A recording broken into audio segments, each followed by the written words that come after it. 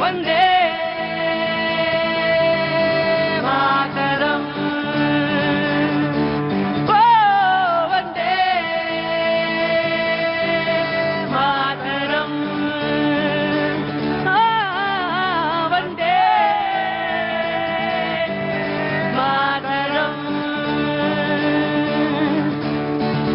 सुजलाम सुफलाम मलयज शितलाम सत्य श्यामलाम मातरम, वंदे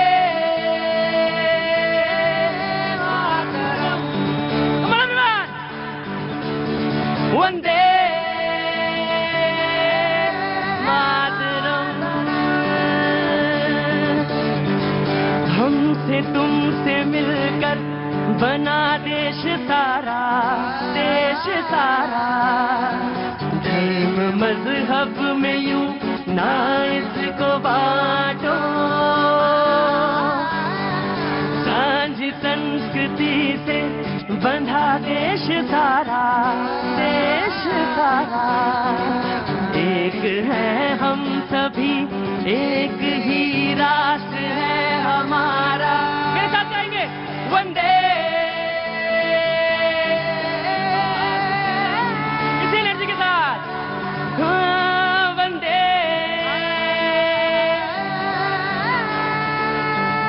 मातरम, वंदे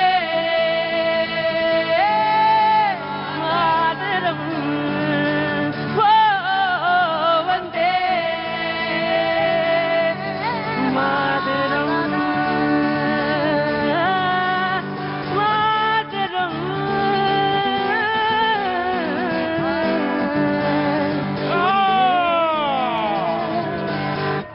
मातरम,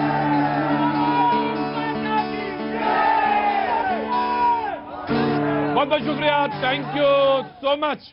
एक बार फिर से भैया जी कहीं में आपका एक बार से फिर बहुत बहुत स्वागत है। जो प्रोग्राम तय पाया गया है वो ये है कि आज बातचीत तो मैं करूंगा, आप तमाम सारे लोग जो नए लोग आए हैं, जिनकी ट्रेन है, जिनको ट्रेन पकड़नी है, जिनकी 8 बजे ट्रेन है, जिनकी 7:30 बजे वाली, वो तो मिलके चले गए। कुछ लोग हैं जिनकी 8, साढ़े 8, 9 बजे तक ट्रेन है, उनसे भी बातचीत होगी। लेकिन प्रोग्राम दरअसल ये है कि शनिवार को, सैटरडे को मैं लखनऊ में मौजूद रहूंगा, लखनऊ में शो करूंगा और फिर यथास्थिति मंडे को मैं यहां पे फिर से वापस होऊंगा दिल्ली में। लेकिन सैटरडे का शो मैं लखनऊ में करूंगा आप सबके मौजूदगी में।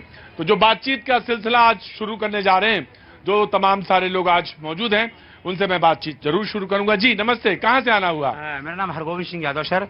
मैं वैसे शाकित कोर्ट से हूँ, जज साहब का ड्राइवर भी हूँ और एक्चुअली मेरा पर्सनल कुछ मैटर है। तो अरे जब आप जज साहब के ड्राइवर हैं तो फिर आप तो सभी बता सकते हैं। हाँ बिल्कुल बिल्कुल राइट। मैं नहीं, लेकिन मैं कहता हूँ उन्हीं से बता सकते हैं। नहीं, आपको बताना सर जरूरी। मुझे को बताना जरूरी है। अच्छा अच्छा अच्छा। तो लेकिन ये कैमरा बंद करिए, कैमरा बंद कर दीजिए, फिर उससे अच्छा लगेगा। एक्चुअली क्या है, हमारा मैटर है सर ये दयालबाग लक्कड़पुर चौकी से।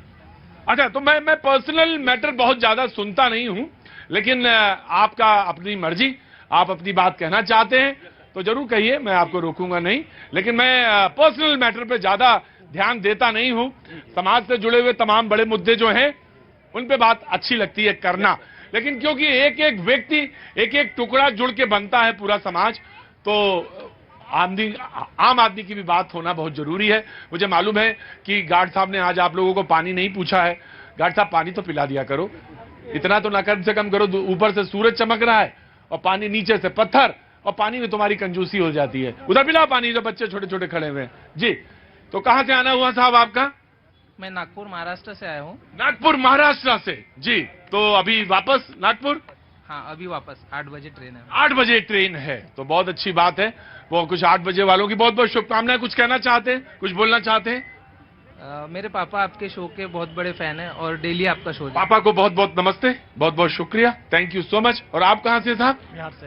बिहार से। बिहार के बात ना करे तो बिल्कुल बात बेकार हो जाती है। जी, तो बिहार में कहां से हैं आप? शेखपुरा। शेखपुरा से, वाह क्या बात है।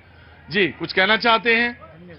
धन्यवाद कहना चाहते हैं, बहुत अच्छे। आगे टॉपिक आएगा तो बोलेंगे। टॉपिक तो दरअसल यही है कि लगभग 5 बजे के करीब 65% से थोड़ा ज्यादा मतदान हो गया था कर्नाटक में, और लगभग 70% के आसपास रहने की उम्मीद है।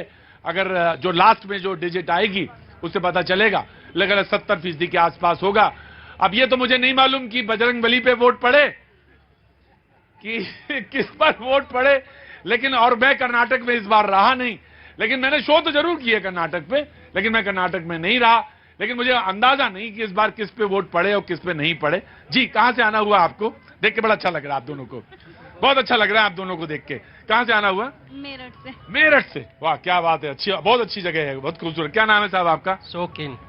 शौकीन। शौकीन, वाह साहब, बहुत अच्छी बात है। तो दिल्ली किसी खास मकसद से ये घूमने आए थे? सर यहाँ पर केजी मार्ग पे वर्क करने के लिए आए थे और मैं अपनी मिसेज को घुमाने के लिए भी ले। क्या बात है, कितना अच्छी बात है, कितने अच्छे शौहर हैं ये। देखिए, घुमाने भी लिया है, काम भी था केजी मार्ग पर और आपको घुमाने भी लिया है। तो अभी अभी आए हैं या घूमने का घूम के आ रहे हैं इधर? घूम के आ रहे हैं। तो बहुत अच्छी बात है। तो थोड़ी देर रुकिए और जब तक मन लगे आपकी बात कुछ हो तो कहिएगा, नहीं तो फिर अपना और दाएं बाएं घूम के आइएगा। और इधर से कहां से आना हुआ आप लोगों का? तो दिल्ली से ही है। जी, दिल्ली से ही है। तो कुछ काम करती हैं या कैसे आना हुआ? फिलहाल तो हम घूमने आए हैं। फिलहाल घूमने आए हैं, बहुत अच्छी बात। रहने वाले दिल्ली के ही हैं, बहुत अच्छी बात है। तो मेहमानों से तारुफ करा दें या कुछ बातचीत आप ही से करें? जी साहब, कहां से? हरियाणा? जी, वो तो देख के लिखा, देखो 2 जगह से मैं बिल्कुल देख के पहचान लेता हूं। एक तो बिहार, रमनीश जी, एक तो मैं बिहार को देखे, माथे में लिखा था कपारे पे। मैं बिहार का नहीं रहने वाला हूं, लेकिन अगला जन्म अगर मैं प्रभु से कहता हूं कि अगर अगला जन्म मुझे देना, अगर तो मुझे बिहार में ही देना। खाना बेकार है, नमक की तरह है बिहार पूरा। कहां से हैं आप लोग? सर मैं प्रयागराज से हूँ, ये बिहार। ये बिहार से। हाँ। कपारे में लिखा रहता एकदम बिहार, कपार मतलब माथा लिखा रहता ना। अरे मैं मजाक कर रहा हूं, ना मजाक कर रहा हूं। माथे पे लिखा रहता, और वैसे ही हरियाणा का यहीं लिखा रहता बाजुओं पे, हरियाणा। वाह, तबीयत प्रसन्न हो जाती है, लगता है कि देश में कोई लोग रहते तो हैं। पता तो चलता है कि हरियाणा में लोग, हरियाणा को ना देखे तो मुझे पता ही ना चले कि लोग रहते हैं इस देश में। Thank you so much Chaudhary साहब, thank you so much. Special आपके शो के लिए आया हूं जी। मैं आपका स्वागत करना चाहता हूं। बहुत दिन से सोच रहा था मैं कभी इस शो में आऊं, और सामाजिक मुद्दे हैं जी, आपका मंच बहुत अच्छा है। कुछ राजनीतिक लोगों से मेरे प्रश्न है, अगर समय मिले तो जी मेरे। जरूर चौधरी साहब, जरूर सवाल उठाइएगा। और अगर आप सोच के चले हैं हरियाणा से कि मुझे सवाल पूछने हैं तो जरूर पूछिए, और आपका स्वागत है। बिल्कुल चौधरी साहब, बिल्कुल सवाल रखिएगा। मैं आ रहा हूं, जो बच्चे खड़े हैं बिहार से उनसे भी बातचीत करेंगे। आप कहां से आए साहब? बरेली से। बरेली से? वही बांस बरेली? बरेली। बांस बरेली से। जी, कुछ कहना चाहते हैं? Thank you. क्या नाम है साहब आपका? डॉक्टर चंद्रशेखर पांडे। डॉक्टर चंद्रशेखर पांडे जी, कुछ जब मौका लगे तो जरूर बोलिएगा, मैं आता हूं। जी, कुछ कहना है तुम्हें? बिहार से क्या कर रही हैं? जी सर, मैं डीयू में स्टूडेंट हूँ। डीयू में स्टूडेंट है, बहुत अच्छी बात है। जब डिबेट चलेगी तो जरूर कुछ सवाल ढूंढ के रखना, दिमाग में जो सवाल आए उसको सजो के रखना। मैं सवाल पूछूंगा। जो मेहमान हमारे साथ मौजूद हैं मैं उनसे तारुफ करा देता हूं। रमनीश वत्स साहब मौजूद हैं, जो बिहार के ही रहने वाले हैं। जी, बहुत बहुत शुक्रिया, thank you so much. Deepak Jha ji, Congress का, अरे वो भी बिहार के ही रहने वाले हैं, क्या बात है, बहुत बहुत शुक्रिया, thank you so much. Vineet Tyagi ji, BJP का पक्ष रखेंगे, बहुत बहुत शुक्रिया, thank you so much. Raghavendra Dubey ji, रुको भाई, आवारा गर्दी नहीं। राघवेंद्र दुबे जी, समाजवादी पार्टी के, बहुत बहुत शुक्रिया, thank you so much. Ambar Zaidi, सामाजिक कार्यकर्ता, बहुत बहुत शुक्रिया, थैंक यू सो मच। मौलाना साजिद रशीदी साहब, अध्यक्ष ऑल इंडिया इमाम एसोसिएशन, बहुत दिनों बाद आज आए हैं, हमारे समझ से रमजान के बाद ही आए, ईद के बाद ही आए आप, बहुत बहुत शुक्रिया, थैंक यू सो मच। और शैलेंद्र दुबे जी, राजनीतिक विश्लेषक, आर्थिक मामलों के जानकार, बहुत बहुत शुक्रिया। मैंने कहा कि लगभग 70% के आसपास या उससे कुछ कम रह जाए, मैं तो चाहता हूं 70 से ऊपर निकल जाए, यह आंकड़ा है।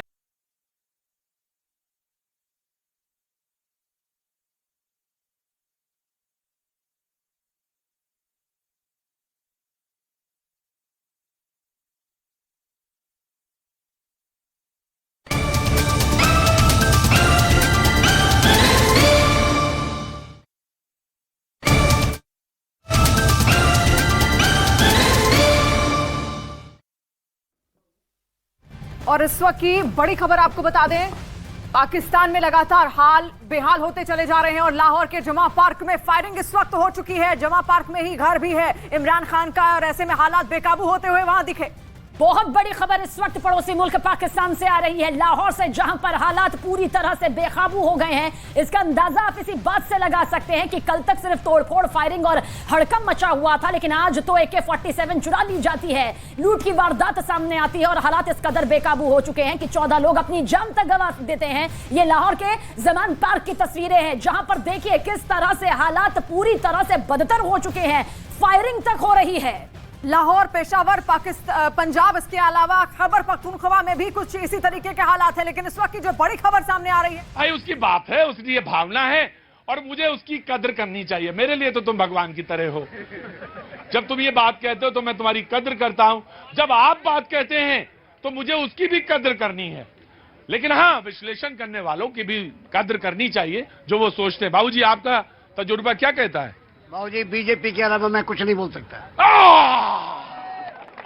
गजब है, इंतजार ही कर रहे थे जैसे कि मेरा कि आए और बोले। जी, परेशान ना हुई। मेरा सवाल साजिद रशीदी साहब से। अरे आज तो आप तड़के आए हैं कि साजिद रशीदी साहब ईद के बाद पहली बार आए हैं। ये बोले इन्हें किसी से बोलना ही नहीं है। हाँ हाँ हाँ, जी जी जी। रशीदी साहब साथ में तो नहीं लेके आए क्या? नहीं नहीं नहीं, तो बहुत संजीदा इंसान है, कभी कभी आते हैं साजिद भाई। जी, तो आपका नाम जानना चाहूंगा। राज पाठक। राज पाटिल, कहाँ? पाठक, कहाँ से रहने वाले? कानपुर। बाप रे बाप, पूरे हिंदुस्तान में अगर मैं कहीं से घबराता हूं किसी एक शहर से तो उसका नाम है, जोर से बोला करो, कानपुर। वैसे बहुत घबराता हूं कानपुर से। बहरहाल पाठक जी, सवाल पूछिए। मैं आपको 3-4 साल से करीब रशीदी साहब सुन रहा हूं। शुरुआत आपने बहुत बढ़िया की थी, लेकिन अब बदले बदले से मेरे सरकार नजर आ, मतलब बदले किस तरह से? मतलब ज्यादा तीखे हो गए हैं, कमजोर हो गए हैं, दुबले हो गए हैं, या स्वास्थ्य अच्छा हो गया? किधर से बोला? ट्रैक चेंज कर दिया। ट्रैक मतलब पहले कैसे थे और अब कैसे हैं? पहले आप सच्चाई पे थे, बिल्कुल आपका जो ट्रैक था बिल्कुल सीधा चला जा रहा था, अब आपने ट्रैक बदल दिया है। गजब भाई, कानपुर के आदमी कुछ भी कह सकता है, मुझे इस पे वो कोई भरोसा नहीं कि कानपुर आदमी कह क्या रहा है। बहरहाल मैं आऊंगा जी। वोट किस पर पड़े, सीटें कितना, एक आकलन। मैं आपको एक बात और बता दूं, 6:30 बजे के आसपास मैं एक बार आपके पास आऊंगा और तब मैं आपको बताऊंगा कि टोटल कितना आकलन हम लोग कर रहे हैं। जो सर्वे होता है वो एक महा सर्वे जो है उसका एक एवरेज जो है मैं जो आपको बताऊंगा। अभी देखिए 00000 है पूरी स्क्रीन पर, तो 224 सीटें हैं, बीजेपी की 0, सारे लोग 0। लेकिन एक आकलन जो होगा मैं आपको करीबन 6:30 के आसपास जरूर आपको देखने को मिलेगा कि कर्नाटक में क्या स्थिति बन रही। लेकिन मैं एक काम करता हूं कि सबसे पहले एक एक करके पूछना शुरू करता हूं कि आपका आकलन क्या है। आपका पहले कांग्रेस, सबसे पहले कर्नाटक में कांग्रेस बताएगी आपकी सीटें कितनी आपको लगता है 224 में? देखिए, सबसे पहले जितनी भी भाजपा की आएगी उससे डबल सीट कांग्रेस की आएगी, सबसे पहले। दूसरी बात मैं बोलता हूं, लोकतंत्र, अगर इनकी 100 आएंगी तो आपकी 200 आ जाएंगी। 100 नहीं आने वाली, 100 नहीं आने वाली है, 100 सपना है। लोकतंत्र के मैदानों में, लोकतंत्र के मैदानों में संवादों से भागने वाला जो है वो कायर कहलाता है, और भाजपा संवाद से भागी है और कोई जनता के मुद्दों से भागी है, सिर्फ और सिर्फ भावनाओं का व्यापार किया है। इसलिए कर्नाटक की जनता ने तय कर लिया है इस बार कि 40% कमीशन खोर सरकार को भगा के साफ कर देंगे, और कर्नाटक की जनता उस महापुरुष को ढूंढ रही है जिसने कहा था बहुत हुई महंगाई की बार, अब की बार कौन सी सरकार भैया। तो इनका आकलन ये है कि जितना कांग्रेस का, जितना बीजेपी को मिलेगा उससे दुगना कांग्रेस को मिलेगा। तीन पार्टियां वहां पे मजबूती के साथ हैं, एक जेडीएस और कुमारस्वामी वाली जो मुख्यमंत्री थे वहां, पूर्व मुख्यमंत्री, दूसरा आपका बीजेपी और तीसरी कांग्रेस। मैं एक एक करके लेता हूं। बीजेपी का आपका आकलन क्या है कि 224 कुल सीटें, 224 में कुल कितनी सीटें आपको मिल रही हैं अभी मौजूदा सरकार बीजेपी की? प्रतीक जी, सबसे पहले समझ लें कि ये चुनाव जो था ये विकास और तुष्टीकरण के बीच में था, और जनता ने अपना पूरा एक स्पष्ट निर्णय 13 मई को दे देना है और हमारी बहुमत के साथ डबल इंजन की सरकार पुनः बनने जा रही है। दूसरा, मेरे भाई जो अभी यहाँ कह रहे हैं कि 40% जो कमीशन की बात है, 85% कमीशन खाने वाले 40% की बात कर रहे हैं। कुछ तथ्य इनके पास नहीं, पूरे कर्नाटक में एक सबूत या एक कुछ सिग्निफिकेंट रखने वाली बात ये रख नहीं पाए हैं। दूसरा, इनके मैनिफेस्टो में जो उन्होंने वादे किए कि हम पीएफआई को बैन कर देंगे, पहले से ही बैन था, बजरंग दल को बैन कर देंगे, कर नहीं सकते, और बाकी जो पहली कैबिनेट की बैठक में ये करने वाले हैं, उस पहली कैबिनेट की बैठक का इंतजार आज तक छत्तीसगढ़, राजस्थान और हिमाचल की जनता कर रही है। 10 सेकंड। भाजपा के एक विधायक ने कहा कि हम 2,500 करोड़ में मुख्यमंत्री बदल सकते हैं। इससे बड़ा सबूत और क्या चाहिए देश को, बताइए। और उस बजरंग दल को बैन करने की बात करते हैं, जो बजरंग दल महिलाओं पे अत्याचार करता है, पार्क में अगर लड़के लड़कियां बैठे हो जो अत्याचार करता है, उस बजरंग दल को हम बैन करने की बात करते हैं। जो आरोप बलात्कारियों की फूलमाला से स्वागत करता है, उस बजरंग दल को हम बैन करने की बात करते हैं। जो चर्चों पे हमले करते हैं, जो मंदिरों पे हमले करवाते हैं। देखिए कितना कंफ्यूजन है। पहले बजरंग दल को बैन करने की बात करते हैं, फिर इनके बड़े नेता पूरे कर्नाटक में माफी मांगते फिरते हैं, कहते हैं कि हम हनुमान जी के बजरंग। रुको भाई कांग्रेस, रुको। हाँ जी, तुमसे भी बात करेंगे, रुको। पहले इधर कौन कौन बोल रहा था? हाँ बताओ। आ रहा हूं, रुको। हाँ, तुम ही को तो बुलाए क्यों वहां मुख्यमंत्री बनाने के लिए? तुम ही तो वहां पे शपथ के लिए जाओगे ना। खड़े हो जाओ चुपचाप। हाँ सर, मैं इनसे कहना चाहता हूँ, जो बता रहे हैं बजरंग दल के ये करते हैं वो करते हैं, क्या गलत जो बोल रहे हैं उनके बारे में। सर हमारे भैया लोग भी बजरंग दल में, घर पे देखता हूँ कभी सर भंडारा करवा रहे, कभी कुछ करवा रहे, कितने अच्छे काम करते हैं सर। और ये कह रहे हैं सर कि महिलाओं पर अत्याचार करते हैं। सर महिलाओं के लिए खड़े रहते हैं और लड़ते हैं सर उनके लिए। ये कैसे बोल दिया? कौन सी जगह है? जिला कौन? सर मैं प्रतापगढ़, प्रयागराज। प्रतापगढ़ जी। समाजवादी पार्टी कितनी सीटें कांग्रेस, बीजेपी और कौन सरकार बना रहा है? कर्नाटक में बीजेपी के तमाम नाटक के बाद भी मुझे लग रहा है कि 165 से 170 सीट। जी एक मिनट। देखिए, बेगानी शादी में अब्दुल्ला दीवाना।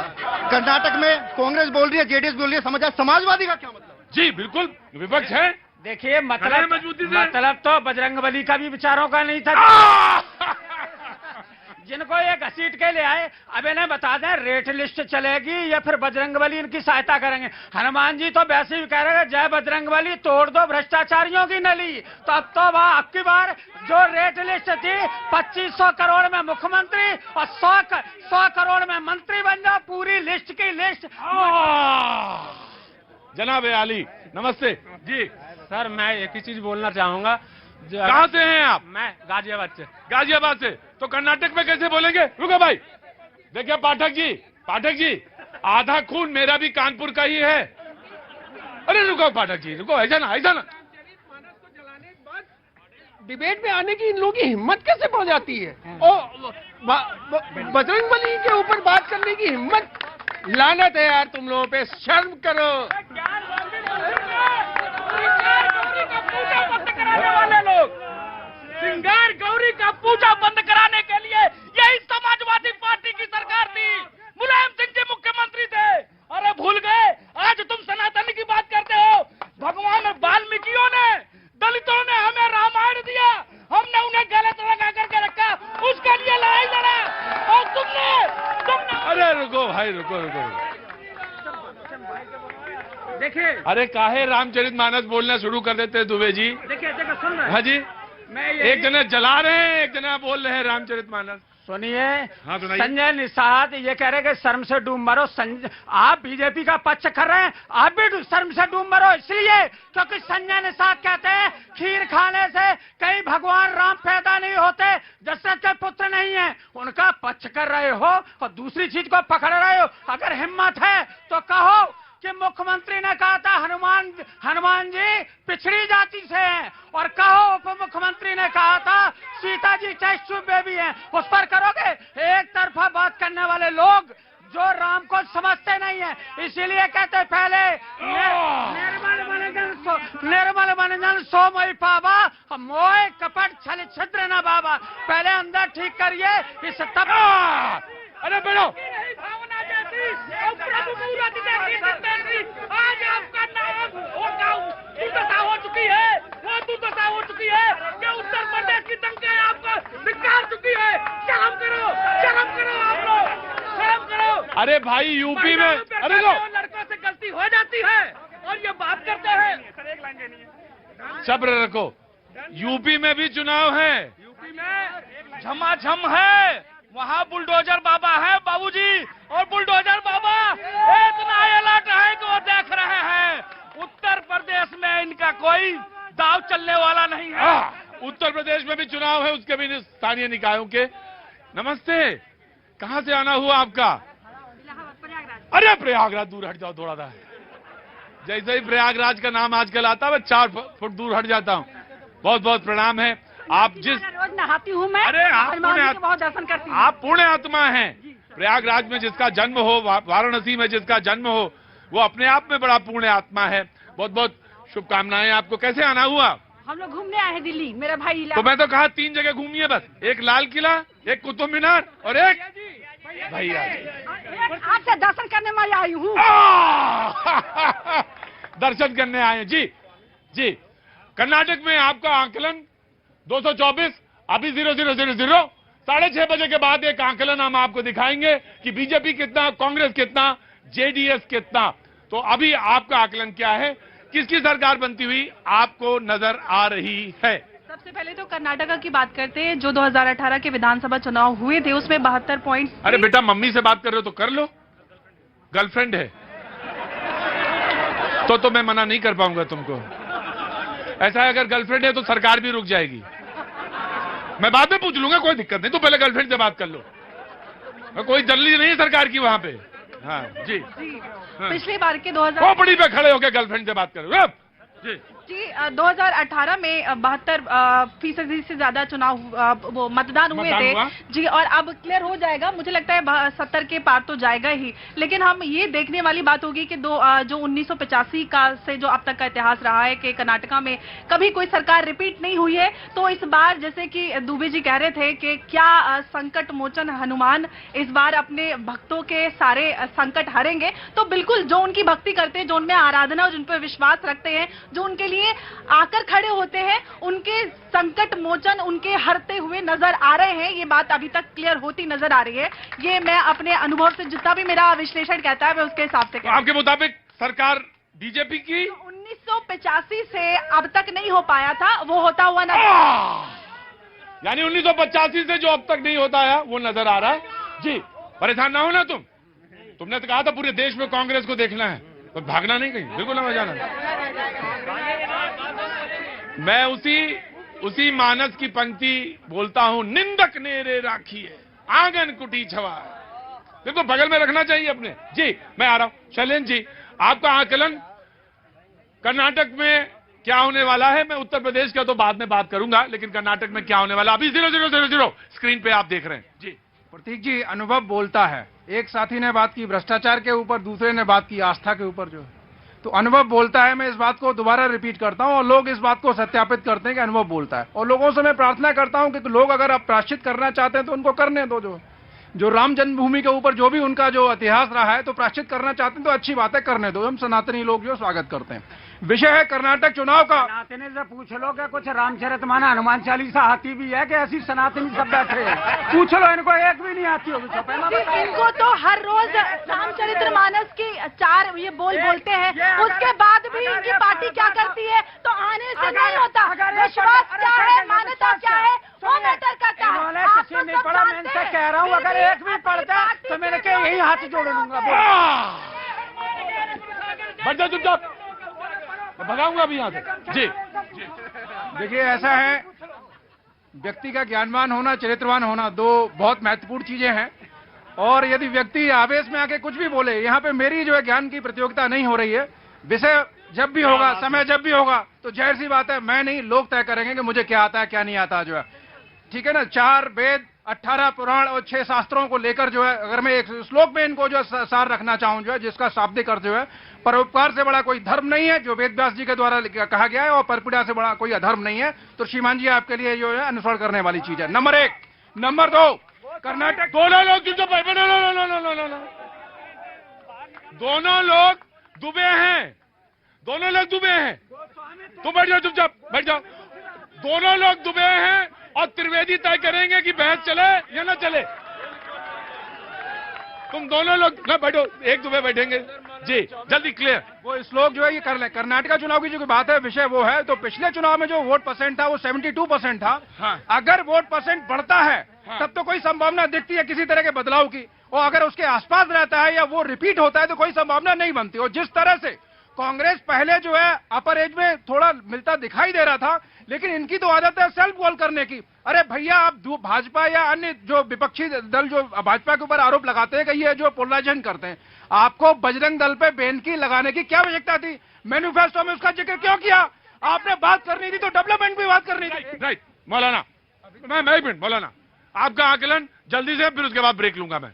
देखिए, मैं पिछले एक हफ्ते से ओपिनियन पोल देख रहा हूँ। एक हफ्ते से ओपिनियन पोल दे रहे हैं, उसका आधार क्या है आपका? देख रहा हूँ, देख रहे हैं, सॉरी जी। बहुत सारे चैनलों ने दिखाया है। हाँ। अभी तक तो यही कि कांग्रेस आ रही है, कांग्रेस आ रही है, बीजेपी नहीं आ रही है। बीजेपी नहीं आ रही, इसमें कोई दो ना नहीं है।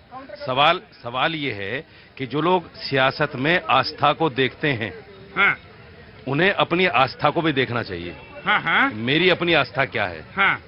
सियासत को आस्था में घसीटकर जो है कहीं ना कहीं ये राम जी, हनुमान जी, ऐसे बड़े लोगों का कहीं ना कहीं अपमान करते हैं ये लोग। सियासत से इन लोगों को कोई लेना देना नहीं है, इन महापुरुषों को कोई लेना देना नहीं है। ये जिस तरह से घसीटते हैं और फिर पलटवार होता है, बिला वजह की बातें होती हैं, उससे बड़ा दुख होता है। ऐसी चीजों को सियासत में नहीं लाना चाहिए। प्रतीक जी, तो मैं रशीदी साहब से सवाल करना चाहती हूँ कि अपने मैनिफेस्टो में कांग्रेस ने बैन करने की बात की बजरंग दल को, क्या उसकी निंदा करते हैं?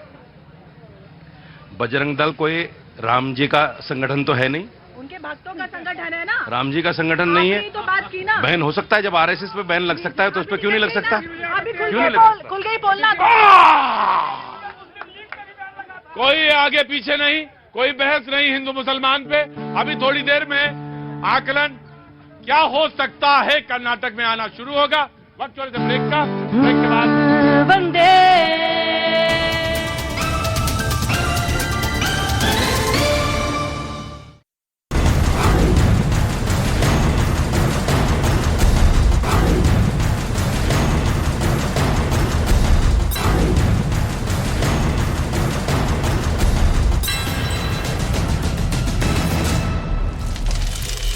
आईएसआई के दफ्तर पर पत्थरबाजी और गोलीबारी की गई, जिसके बाद हालात और बिगड़ गए। लोग सड़कों पर भागते नजर आए, तड़ातड़ गोली चलने की आवाजें सुनाई देने लगी, चारों तरफ अफरा तफरी मच गई। इस दौरान इमरान समर्थक सड़कों पर पत्थरबाजी भी करते दिखाई दिए। बताया गया कि पाकिस्तान की सेना के साथ पाकिस्तान की खुफिया एजेंसी आईएसआई भी इमरान खान के समर्थकों के निशाने पर आ गई है।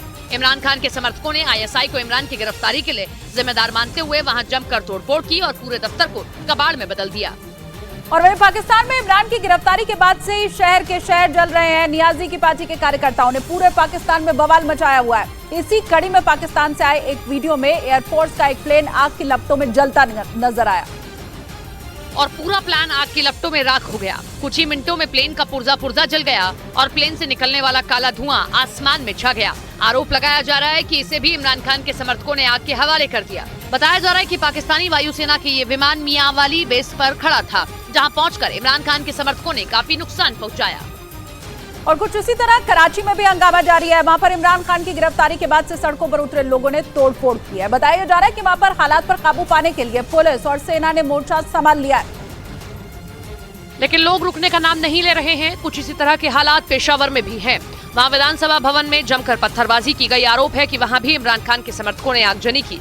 इसके साथ ही पाकिस्तान के कई शहरों में सुरक्षा बल के साथ इमरान खान के समर्थकों की झड़प की खबरें भी आईं, जिसके बाद पूरे पाकिस्तान में धारा 144 लागू कर दी गई। आशंका जताई जा रही है कि अगर हालात नहीं संभले तो पाकिस्तान में इमरजेंसी भी लगाई जा सकती है। और उधर इमरान खान और उनके समर्थकों को बड़ा झटका लगा है। इस्लामाबाद हाईकोर्ट ने इमरान खान की गिरफ्तारी को सही बताया है।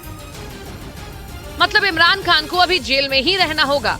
आज उन्हें एक बार फिर से कोर्ट में पेश किया जाएगा। इससे पहले इमरान खान की गिरफ्तारी के बाद पाकिस्तान के कई शहर जल रहे हैं। रावलपिंडी, पेशावर, कराची, लाहौर और क्वेटा समेत पाकिस्तान के कई शहरों में गृह युद्ध जैसे हालात पैदा हो गए हैं। रावलपिंडी में सेना के मुख्यालय में पत्थरबाजी के साथ साथ जमकर तोड़फोड़ भी की गई।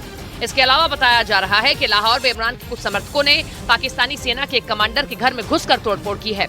आरोप है कि वहां घुसकर कुछ लोगों ने आग भी लगा दी है। और इन सब के बीच पाकिस्तान में हो रही हिंसा का असर वहां के छात्रों के ऊपर भी पड़ा है। कई शहरों में बवाल को देखते हुए पाकिस्तान में स्कूल बंद करने का फैसला किया गया, जिसमें सभी सरकारी और निजी स्कूल शामिल हैं। सरकार की ओर से जारी आदेश में फिलहाल सिर्फ बुधवार को ही स्कूल बंद रखने की बात कही गई है, लेकिन जिस कदर पूरे पाकिस्तान में बवाल और हिंसा की तस्वीरें सामने आई हैं, उससे उम्मीद नहीं है कि वहां अगले कुछ दिनों तक स्कूल खुल पाएंगे, जिसका असर वहां के छात्रों पर पड़ना तय है। क्योंकि पीटीआई के कार्यकर्ता पार्टी प्रमुख इमरान खान की गिरफ्तारी का विरोध कर रहे हैं। देश भर में जगह जगह प्रदर्शन करते हुए सड़कों पर उतर आए हैं और आगजनी करते दिखे।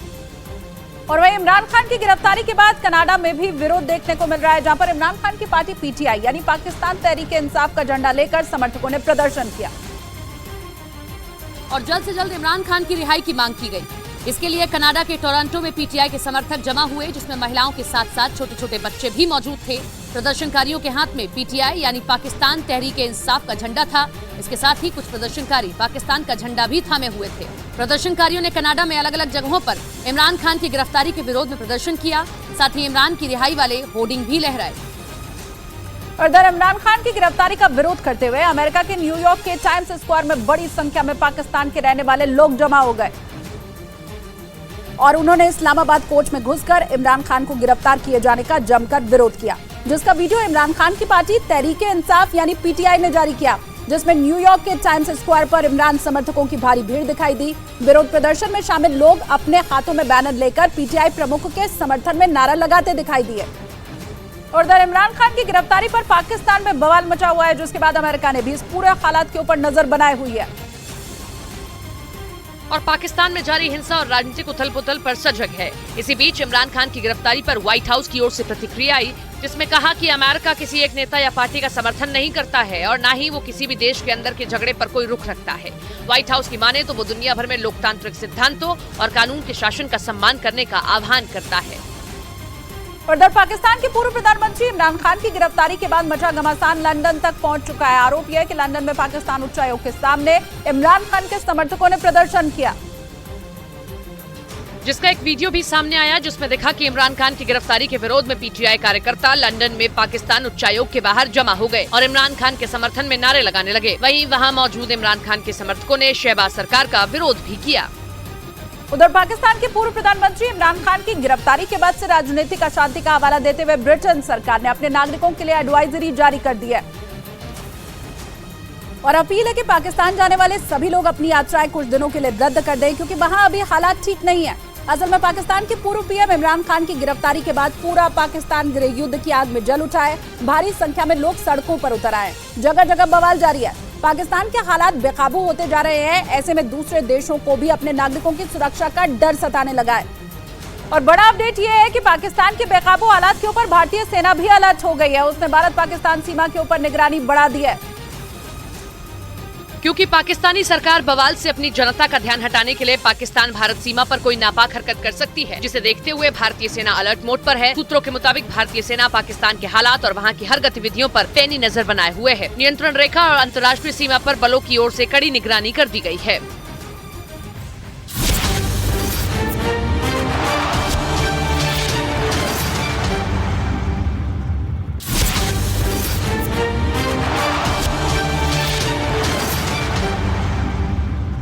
इमरान खान की गिरफ्तारी के बाद पूरे पाकिस्तान में जबरदस्त प्रदर्शन हो रहा है। राजधानी इस्लामाबाद में भी इमरान समर्थक जमकर बवाल काटते दिखे, जिसके बाद वहां धारा 144 लागू कर दी गई और कानून तोड़ने वालों के खिलाफ कार्रवाई करने का आदेश दे दिया गया। दावा किया गया कि इमरान की पार्टी पीटीआई के कार्यकर्ताओं ने पूरे शहर में प्रदर्शन किया और दंगे जैसी स्थिति पैदा कर दी, जिसकी वजह से वहां धारा 144 लागू की गई। वहीं इस्लामाबाद पुलिस ने आईजी के हवाले से बयान जारी किया और कहा कि इमरान खान को गिरफ्तार किया गया है। इमरान खान और उनकी पत्नी पर आरोप है कि उन्हें एक रियल एस्टेट कंपनी से अरबों रुपये मिले हैं।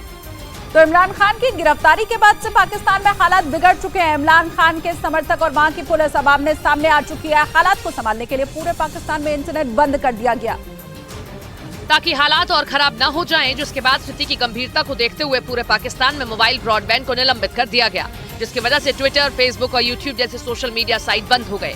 दावा है कि सबसे पहले पंजाब प्रांत के गृह मंत्रालय ने नोटिफिकेशन जारी किया, फिर उसके बाद लाहौर के अलग अलग इलाकों में इंटरनेट सेवाएं बंद कर दी गई। वहीं जब पाकिस्तान के कई शहरों से हिंसा और प्रदर्शन के मामले सामने आने लगे तो पूरे पाकिस्तान में इंटरनेट सेवा बंद करने का सिलसिला शुरू हो गया। हालांकि इंटरनेट सेवाएं कब तक बंद रहेंगी इसकी कोई जानकारी नहीं है। और उधर पेशावर में पाकिस्तान के एक रेडियो स्टेशन को इमरान खान के समर्थकों ने निशाना बनाया। गुस्से में प्रदर्शनकारियों ने रेडियो स्टेशन को आग के हवाले कर दिया, जिसके बाद पूरा रेडियो स्टेशन भीषण आग में जलने लगा। रेडियो स्टेशन में लगी आग की ऊंची ऊंची लपटें काफी दूर से दिखाई दे रही थी। ऐसा लग रहा था कि मानो कोई ज्वालामुखी फट पड़ी हो। उससे निकलने वाले काले धुएं ने पूरे इलाके को ढक लिया। पाकिस्तान के पेशावर में इमरान समर्थकों पर सुरक्षा बल की अंधाधुंध फायरिंग, 14 लोगों की मौत। पाकिस्तान में किसी भी वक्त हो सकता है आपातकाल का ऐलान। कोर्ट ने इमरान को 8 दिन की रिमांड पर भेजा। राजस्थान के नाथ द्वारा में श्रीनाथ जी के मंदिर में प्रधानमंत्री ने किया दर्शन पूजन, राजभोग झांकी में हुए शामिल। कर्नाटक में सभी 224 सीटों पर मतदान खत्म। शाम 5 बजे तक करीब 66% पड़े वोट। 13 मई को आएंगे नतीजे।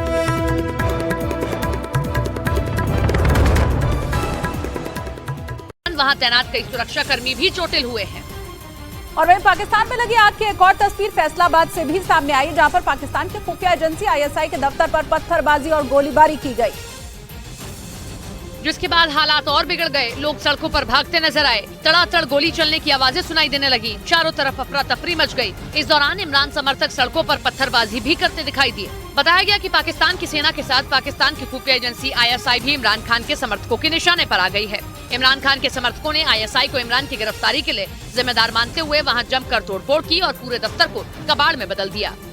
और वहीं पाकिस्तान में इमरान की गिरफ्तारी के बाद से ही शहर के शहर जल रहे हैं। नियाजी की पार्टी के कार्यकर्ताओं ने पूरे पाकिस्तान में बवाल मचाया हुआ है। इसी कड़ी में पाकिस्तान से आए एक वीडियो में एयरफोर्स का एक प्लेन आग की लपटों में जलता नजर आया और पूरा प्लान आग की लपटों में राख हो गया। कुछ ही मिनटों में प्लेन का पुर्जा जल गया और प्लेन से निकलने वाला काला धुआं आसमान में छा गया। आरोप लगाया जा रहा है कि इसे भी इमरान खान के समर्थकों ने आग के हवाले कर दिया। बताया जा रहा है कि पाकिस्तानी वायुसेना के ये विमान मियांवाली बेस पर खड़ा था, जहां पहुंचकर इमरान खान के समर्थकों ने काफी नुकसान पहुंचाया।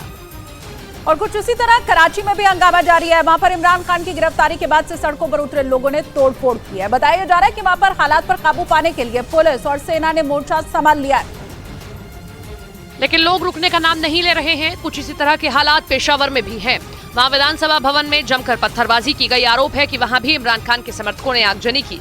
इसके साथ ही पाकिस्तान के कई शहरों में सुरक्षा बल के साथ इमरान खान के समर्थकों की झड़प की खबरें भी आईं, जिसके बाद पूरे पाकिस्तान में धारा 144 लागू कर दी गई। आशंका जताई जा रही है कि अगर हालात नहीं संभले तो पाकिस्तान में इमरजेंसी भी लगाई जा सकती है। और उधर इमरान खान और उनके समर्थकों को बड़ा झटका लगा है। इस्लामाबाद हाईकोर्ट ने इमरान खान की गिरफ्तारी को सही बताया है। मतलब इमरान खान को अभी जेल में ही रहना होगा। आज उन्हें एक बार फिर से कोर्ट में पेश किया जाएगा। इससे पहले इमरान खान की गिरफ्तारी के बाद पाकिस्तान के कई शहर जल रहे हैं। रावलपिंडी, पेशावर, कराची, लाहौर और केट्टा समेत पाकिस्तान के कई शहरों में गृह युद्ध जैसे हालात पैदा हो गए हैं। रावलपिंडी में सेना के मुख्यालय में पत्थरबाजी के साथ साथ जमकर तोड़फोड़ भी की गई। इसके अलावा बताया जा रहा है कि लाहौर में इमरान के कुछ समर्थकों ने पाकिस्तानी सेना के कमांडर के घर में घुसकर तोड़फोड़ की है। आरोप है कि वहां घुसकर कुछ लोगों ने आग भी लगा दी है।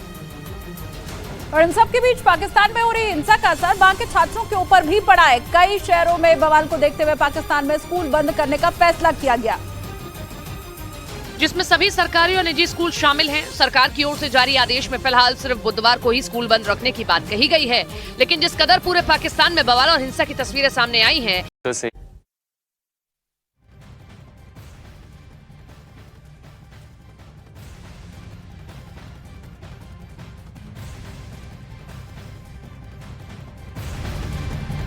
तो कर्नाटक में अब की बार किसकी सरकार, इसका फैसला जनता यहां पर कर चुकी है। हालांकि 13 मई को नतीजे सामने आएंगे, लेकिन उससे पहले 6 बजे तक वोटिंग की पूरी प्रक्रिया हो चुकी है। तमाम दिग्गजों की किस्मत का फैसला कर्नाटक की जनता ने अब पिटारे में कैद कर दिया है। तो आखिर जो 38 साल का रिकॉर्ड है, क्या वो टूटेगा? ये सरकार रिपीट होती है या फिर नहीं? तमाम सवाल यहाँ पर हैं। लेकिन इसी के साथ हम एग्जिट पोल, इस महा एग्जिट पोल के जरिए आपको बताते हैं किस तरीके से। देखिए TV9 का जो एग्जिट पोल है वो क्या दिखाता है। बीजेपी को 88 से 98 सीटें यहाँ मिलती हुई दिख रही हैं। कांग्रेस को 99 से 109 सीटें मिलती हुई दिख रही हैं। वहीं अन्य को 0 से 4 सीटें मिलती हुई दिख रही हैं। देखिए 3 सबसे बड़ी पार्टी है बीजेपी, कांग्रेस और जेडीएस।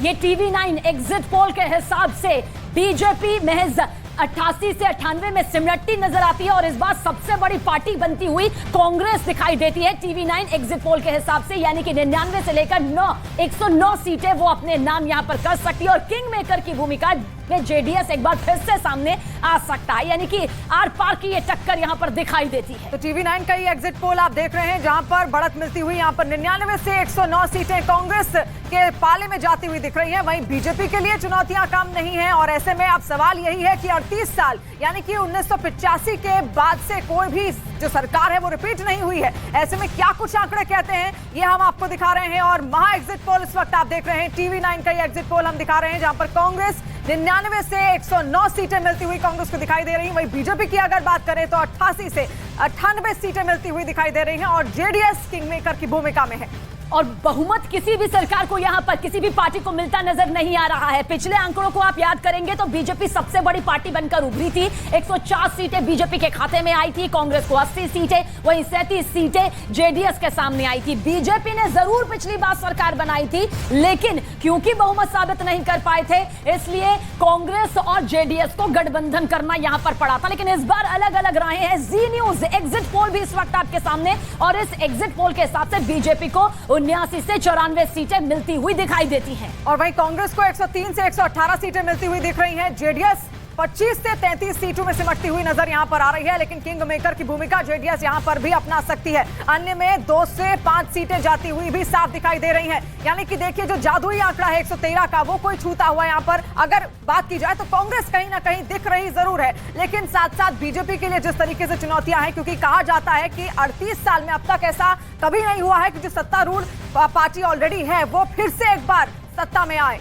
और पिछले बार की सियासत इस एग्जिट पोल के हिसाब से आप समझिए जहां पर बीजेपी के बीएस येदियुरप्पा ने जब इस्तीफा दिया था क्योंकि सदन में बहुमत नहीं साबित कर पाए थे तो कांग्रेस और जेडीएस की सरकार जरूर बनी थी। गठबंधन की यह सरकार ज्यादा दिन चल नहीं पाई थी, बगावत हुए और कांग्रेस और जेडीएस के कई विधायक सीधे बीजेपी के खेमे में चले गए और एक बार फिर से बीजेपी की सरकार यहां पर बनी थी।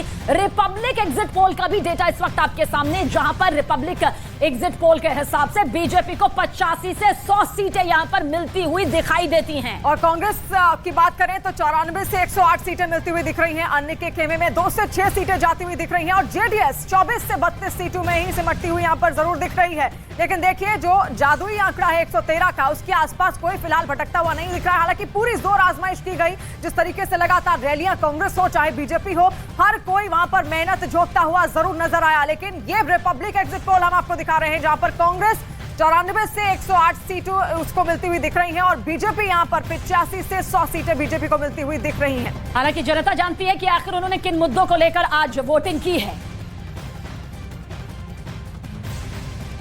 ला ला ला ला ला ला ला न्यूज़ 18 के साथ सुनो भैया जी की बात, अजी न्यूज़ 18 के साथ सुनो भैया जी की बात, भैया जी कहन में जनता करती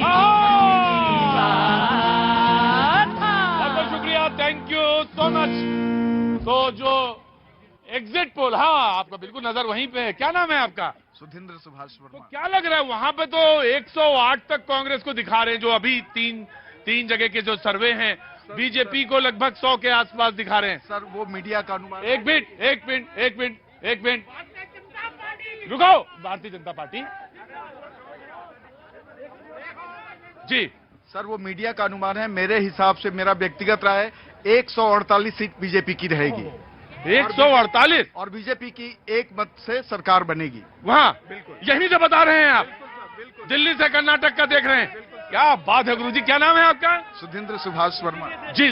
भाई देखो, हल्ला मचाओगे तो बात गड़बड़ हो जाएगी। तुम्हारे हल्ला मचाने से ना तो 2 सीट वहाँ, भाई मेरी बात सुनो, तुम्हारे हल्ला मचाने से ना तो वहाँ सीटें बढ़ रही हैं और ना कम हो रही हैं। भगाएंगे कान दोनों तरफ एक ही जगह लगा देंगे तो दोनों कान खींच के एक जगह लगा दूंगा। जी भैया कहाँ से हो आप? कानपुर से हूँ और बेंगलोर में रहा हूँ 10 साल। चलो अच्छा, कानपुर के हो लेकिन कर्नाटक में चले गए तो बहुत अच्छा है। बताओ भाई, क्या तुम्हारा क्या आकलन, कितने साल रहे कर्नाटक में? 10 साल रहे। कर्नाटक में 10 साल रहे, तो क्या आकलन है? किस पीरियड में रहे तुम कर्नाटक में? 12 से अभी 23 तक। 12 से 23 तक, तो मतलब मोटे तौर पे बीजेपी का शासन देखा, तो लगता क्या है कि वहां पे इस बार क्या होने वाला है, क्या मुद्दे रहेंगे? वहाँ की जनता थोड़ी वॉलेटाइल है और बीजेपी ने डेवलपमेंट किया है, बट जेडीएस और कांग्रेस का मिलके हो सकता है कुछ। जेडीएस और कांग्रेस का मिलकर कुछ हो सकता है। जी जी जी, 12 साल 13 साल वहां कर्नाटक में रहे, उनका एक आकलन है। जी हाँ जी, जनाब रमनीश जी, रमनीश जी आपका आकलन क्या कह रहा है? जी, मैं खुद रहा हूँ 3 साल मैं बैंगलोर में। अरे तो तब रहे होंगे, आप थोड़ी ना है। जी जी, अब बात है आकलन की। आपके टीवी स्क्रीन पे आप देख रहे हैं 116 सीट दिखा रहा है, लेकिन इसके मुद्दे क्या रहे इसके पीछे? आप देखिए कांग्रेस का 5% मुस्लिम आरक्षण, यानी कि आप धर्म को टारगेट करने का प्रयास किया, ये असंवैधानिक, जैसा कि सुप्रीम कोर्ट ने कहा है। तो इसमें आप गोलबंदी देखेंगे, हिंदू वोट जो है, सनातनियों का वोट, वो बीजेपी को जाएगा, इसका प्रमाण के रूप में आप देख भी रहे हैं। उसके बाद फिर दूसरी बात करते हैं, बीजेपी ने बात की है सिर्फ विकास की। उन्होंने कहा कि देखिए अमूल जो प्रोडक्ट है दूध का, उसके बाद नंदनी, दोनों को उन्होंने जोड़ करके बताया कि पूरे गांव में मात्र 3 महीने के अंदर बीजेपी की सरकार यदि आ जाती है तो आप देखिएगा कि पूरे गांव में कर्नाटका में दूध की डेयरी सब जगह खुलेगी, गांव गांव तक। इससे विकास होगा। उसके बाद आप देखिए कि मात्र 2 एयरपोर्ट जो पहले थे कर्नाटका में, वो आज 9 एयरपोर्ट है। आप डोमेस्टिक एयरपोर्ट की बात करें। फिर बात करें कि इसके पहले उन्होंने क्या टारगेट किया था कांग्रेस ने। कांग्रेस का एक ही मुद्दा था, वो था अपीजमेंट का। अपीजमेंट की पॉलिटिक्स नहीं चल सकती है, इसके आधार पे आप चुनाव नहीं जीत सकते हैं। जी, कांग्रेस का आकलन देखिए, सबसे बड़ी इनकी देशभक्ति। एक थोड़ा खुश हुए कि नहीं, पहले ये बता, चेहरा उतरा हुआ अच्छा नहीं लगता, हर चुनाव से पहला चेहरा उतर जाता है आपका। अरे कर्नाटक के बाद तो थोड़ा हल्का तो रखिए, मुस्कुराइए, और कम से कम मुस्कुराइए कि भैया जी कहीं के शो में है। जनता जनार्दन है और जनार्दन का फैसला सर्वमान्य, सर माथे पे है। बिल्कुल, हमारा भी यही मानना है। प्रणाम करके लेते हैं, उसको प्रणाम करके सर पे लेते हैं। बोलिए। थोड़ा सभ्यता का परिचय दो। ये संस्कार वाली लोग जो है, कल 4 मई को, अरे भाई रुकिए रमनीश जी, बोलने दो ना। कौन? 4 मई को संस्कार भारती का आरएसएस का कार्यकर्ता जो डीआरडीओ में कार्यकर्ता था, कर्मचारी था, वो अरेस्ट हुआ है, पाकिस्तान को सूचना देता था। ये है भारतीय जनता पार्टी, ये है आरएसएस, ये है बजरंग दल। भाई मैं पूछ रहा हूँ क्या, अब बता क्या रहे हो? उस मुद्दे पे आऊंगा। कर्नाटक में कांग्रेस की सरकार बनने जा रही है, आज मैं इस सोच से घोषणा करता हूँ। भाई रमनीश जी, पूरा डिस्टर्बेंस होता है, आराम से भाई मैं आपको पैनल से फिर बोलना लगूंगा तो आप कहेंगे। जी मैं आ रहा हूँ। देखिए प्रतीक जी, आप इनको देखिए, अभी से इनकी हालत ये खराब हो चुकी है, क्योंकि आंकड़े कुछ भी दिखाएं, इन्हें पता है कि प्रचंड बहुमत के साथ भारतीय जनता पार्टी की सरकार वहां। आप तो पिछड़ रहे हैं भाई। अरे देखिए प्रतीक जी, मैं आपको बता रहा हूं, हम 125 के करीब सीटें लाने वाले थे। 125 के लाने वाले थे, लेकिन अब इन्होंने वो कर दिया है कि 150 पार हम जाएंगे। 150 पार जाएंगे। रुको भाई, जनता पर उतावली हो रही। जी बाबू जी, हाँ ठीक है, यहाँ आओ, पास आओ मेरे, यहाँ आ जाओ। जय श्री राम, यहाँ आओ, मेरे पास आओ। आ जाओ बेटा, आ जाओ। क्या नाम है? अतुलगिरी। यहाँ आगे आओ। अतुलगिरी लग रहा है? नहीं, डर काहे की बात है? पहले वहां जब राम राम चिल्ला रहे तब नहीं लग रहा था। रुको, क्या काम करते हो बेटा? स्टडी कर रहे हैं। स्टडी कर रहे हो?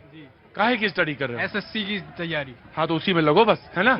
और यहाँ रोज आने की जरूरत नहीं है, आज ही आए थे बस। हाँ, आज आ लिया, देख लिया, अब उसके बाद आप वही घर पे रहो, पढ़ाई करो, यहाँ आने की बिल्कुल जरूरत नहीं। बिल्कुल, जिस दिन तुम्हारा सिलेक्शन हो जाए, इंटरव्यू में सिलेक्शन हो जाए, पाव भर मिठाई लेके यहाँ आना और सबको खिलाना, ठीक है? जाओ। अभी बीजेपी के प्रवक्ता कह रहे थे कि अरे हमने तो 40% लिया, ये तो 85% लेते थे। मतलब ये कोई मुद्दा नहीं रहा भ्रष्टाचार का क्या?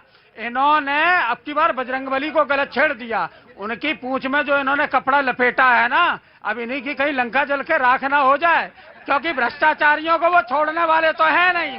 इसीलिए ये मुद्दा है। और मैं बता दे रहा हूं कि बीजेपी का वहां से सफाया होने वाला, और उत्तर प्रदेश से भी अभी जो निकाय चुनाव हो रहे हैं उसमें भी इनका सफाया हो जा रहा है, क्योंकि जो इन्होंने वादे किए थे वो नहीं किए। क्योंकि ये 2 बातें करते हैं। इन्होंने कहा कि कर्नाटक में अगर आप यहाँ पर कांग्रेस को वोट देते हैं तो यहाँ पर दंगा प्रदेश हो सकता है, लेकिन मणिपुर में इनकी सरकार है, मणिपुर में दंगे हो रहे हैं और कोई नहीं बोल रहा है। जी देखिए, पहली बात तो कर्नाटक में आपका कोई अस्तित्व नहीं है, जिसे एक प्रदेश में आप लड़ते हैं वहां से भी आप साफ हो चुके हैं। देखिए, दूसरा, ये बहुत रामचरितमानस सुनाते हैं।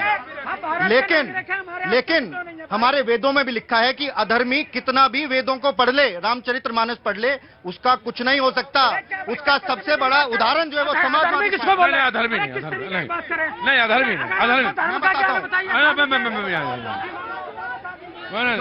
नहीं, अधर्मी नहीं, जो कार सेवकों पर गोलियां चलाते हैं वो अधर्मी हैं, जो अतीक जैसे गुनहगारों को पालते हैं वो अधर्मी हैं। और कर्नाटक के बारे में आप क्या बता रहे हैं? क्या जानते हैं आप कर्नाटक की राजनीति के बारे में? पालने वाले कुलदीप सिंह।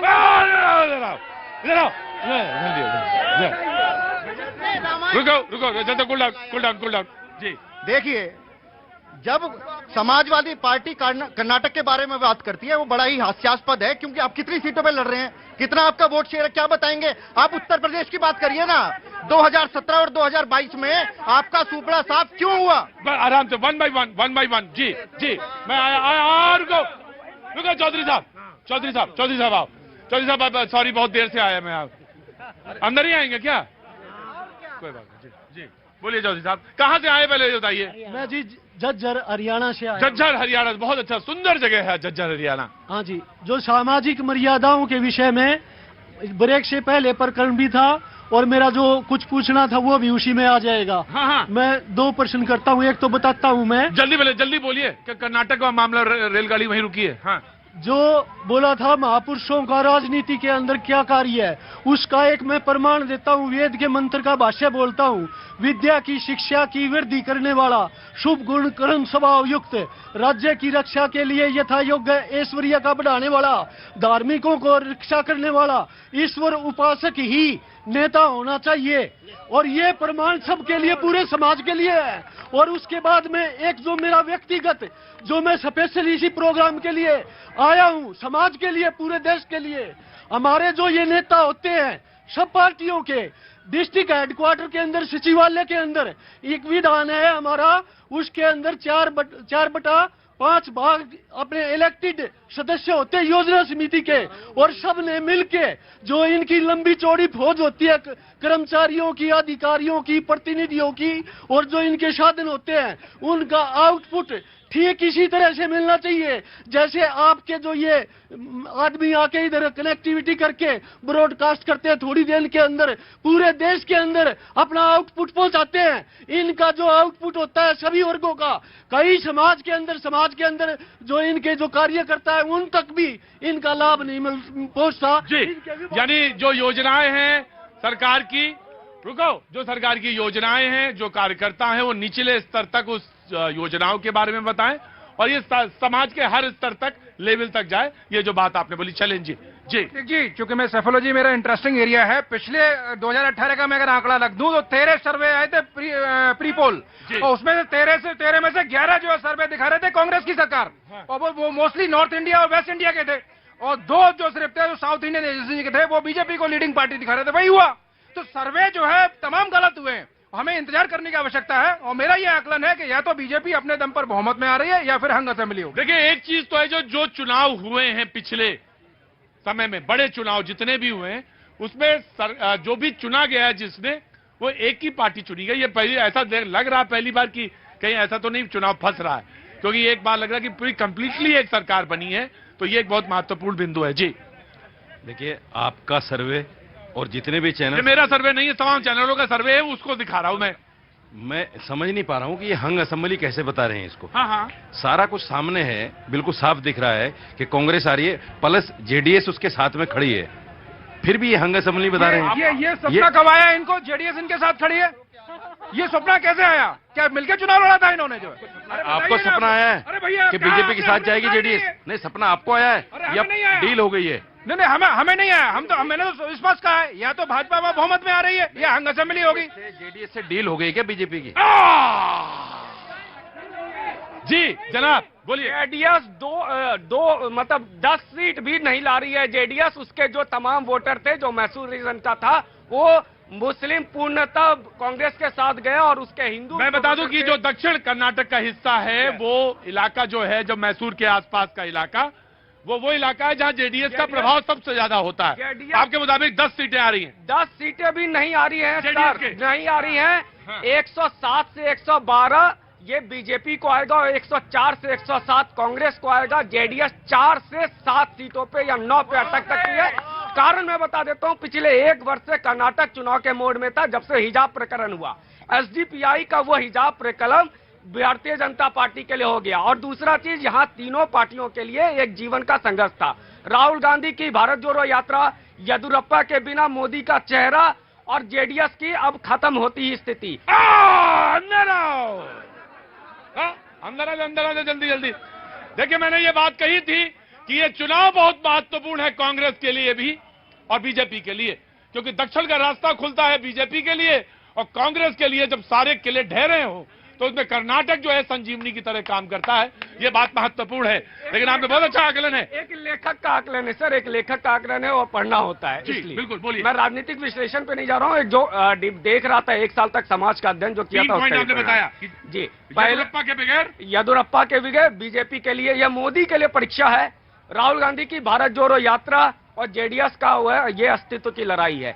और हिजाब प्रकरण आप भाजपा को एक बहुत बड़ा प्राणवायु दिया। उसके पीछे एसडीपीआई थी, कांग्रेस उसका सदुपयोग करना चाहती थी, अंदरूनी गठबंधन भी था।